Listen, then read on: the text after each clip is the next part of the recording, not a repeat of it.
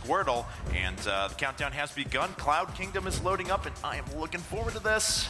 Yeah, this is going to be, you know, like we said before we went to that quick commercial break, it's going to be toe-to-toe here. If anybody tries to deviate away from that micro battle, you know, things are going to get hairy here. This is such a good map for Blink Stalkers. There's such a wide area to use and abuse. All right. We should be seeing it happen here. Well, let's see what these players are going to do. Here in the top right-hand corner of the map, we have our blue Protoss player taking the last game. It's SKMC. And his opponent here in the lower left-hand corner, our yellow Protoss player from Startail, it's Squirtle. And it is great to see Squirtle, you know, get back onto the mainstream, the main stage. You know, he has been out for a long time. Unless you do follow Code religiously, you'll see him a lot there. But outside of that, you hardly ever see him. But this guy is just so good within this matchup. MC really meeting, you know, an equal match here in IPL4. Very important game. If he loses this, you know, that's it. Let's say goodbye to his tournament. Yeah, unless no kidding. Somehow, some way, you know, the gods and the stars align, because that's the only way he can go through this. That's true, and yeah, Squirtle can secure himself a spot further on in this tournament if he takes this. We'll put him 3-1 and in a great position as well. So, all right, well, let's go ahead and take a look at what both these players are doing. Squirtle, once again, going for a slightly later gate than MC has. He's done that all 3 games now. Of course, it's led to a few different builds. The first game we had a later gas. The second game we had the double gas before Cybernetics core. So Squirtle certainly not afraid of switching things up. We did kind of mention beforehand, though, a lot of cliff line on this map, great for Blink Stalkers, so we may just have a good old-fashioned control battle when it comes down to it. And Squirtle very confident, checking around his main base, and also the naturals, just to make sure there is no hidden proxy gateways, any, you know, cannon rushes, or anything along those lines, and is now going to make his way across. But MC gets into the main base a little bit early, did scout after the pylon compared to after gateway here, and MC...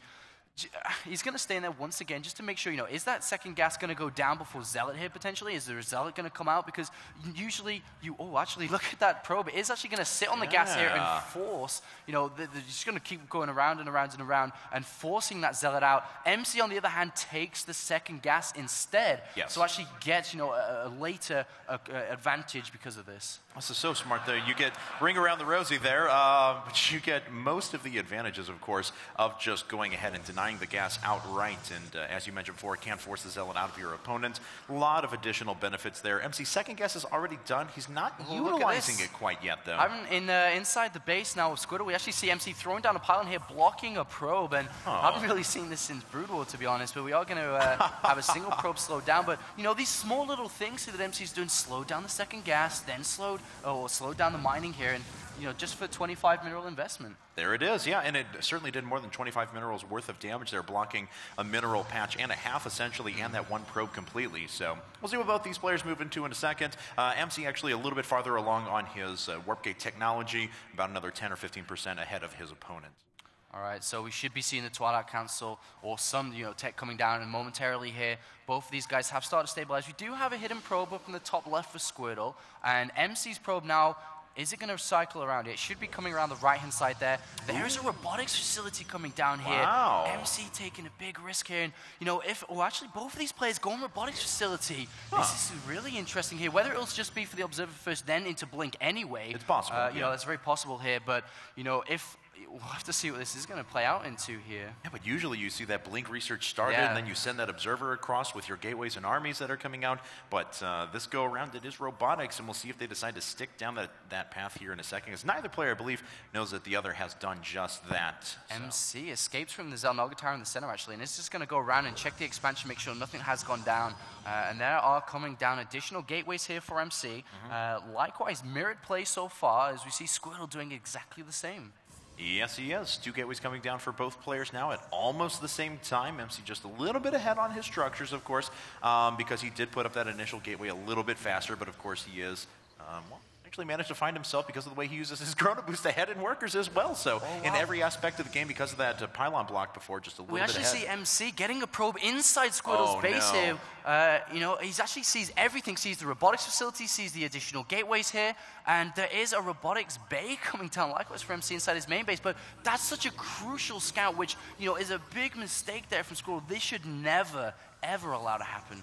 Yeah, you only have, because his Stalker and Zealot were actually out on the map, so it was just the Sentry back at home, and he didn't believe in expending one of his force fields there whenever that happened. So, taking a look at things now that Probe finally does get cleared up, the Robotics Bay is going to finish up momentarily for MC, so we will be able to move into some Colossus production here in just a bit. Oh, and we do have a Robotics Bay coming down also here for Squirtle. So both of these guys going exactly the same. One big difference here is that there is the double sentry out here for MC. Of course, that's 100 gas taken away, but he does have the thermal lance, not thermal lance, sorry, the robotics they finished up. And look at this, we're actually seeing Warp prism speed. Drive coming down, but the observer goes in now and he's going to see everything, and he's going to see the robotics bay researching. And to be honest, you can't really afford to get thermal lance here. So he can already start to piece together that this is actually Gravitic Drive rather than thermal lance Colossus play.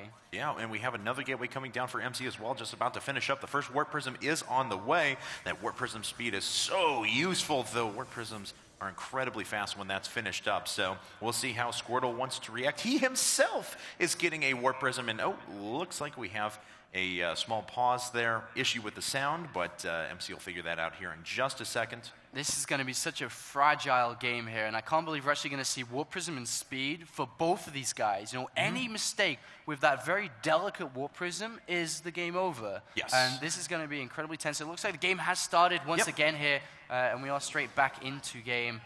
And we do have movement across the map now. We do have Squirtle moving towards the left here, just checking around, making sure there isn't any pylons, anything alongside the map. But there is the first Warp Prism coming out. Double Immortal usage inside the Warp Prism, of course, fantastic, especially with the speed upgrade here. Yes.